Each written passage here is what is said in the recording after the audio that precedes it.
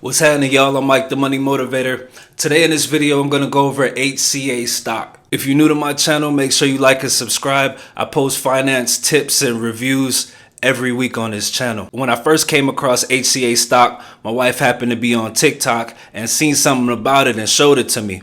I ain't really paid too much attention to it. I just put it on my watch list. And then I get a notification after the earnings call that they beat estimates by 25%. So I had to look into this stock. So if you never heard of HCA, HCA is one of the #1 healthcare providers in the United States, and they also have branches in the UK. I think they operate in somewhere around 30 states, so there is room for growth. I do like the fact that they're operating offshore as well in the UK, so there's room for expansion. There's a couple things that I look at when I'm valuing a stock. At first, I look at the charts. The charts are showing that HCA's growth will probably be flat for 9 months and then be on the increase after that. The charts is one of the least important metrics I pay attention to, but I do take a look at them just for additional information. So the intrinsic value.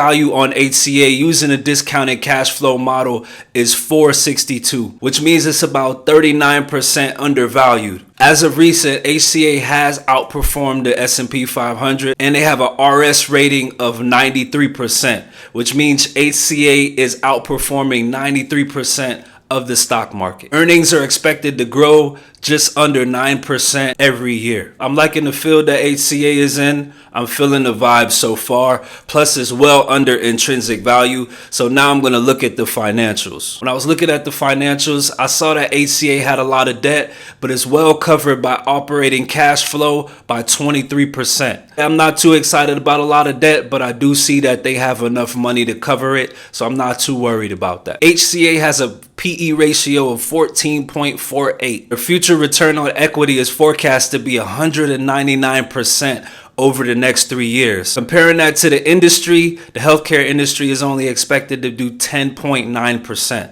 So it's going to well outperform the healthcare industry over the next 3 years. I looked at HCA's gross profit margins. The gross profit margin has been over 80% since 2011. 83% this most recent year in 2023. I also looked at their net earnings since 2019. In 2019, their net earnings was $15.5 million. In 2020, it was about the same, $15.6 million. In 2021, it was $19 million. In 2022, it was $18.4 million. Ideally, you want a company's net earnings to continue to go upward. So their net earnings increased from $15.5 million to $19.1 million in 3 years. After reviewing the financials, it's rock solid. Also, they're about 40% under the intrinsic value. I'm gonna go with a buy on this one, but don't just take my word for it. I also took a look at what some of the professionals and analysts were saying, and a lot of them were saying it's a buy and strong buy as well. So I got it in my portfolio. It's a buy and a hold. I'm Mike, the Money Motivator. I hope this helped you with your decision, whether you wanted to buy HCA stock or not.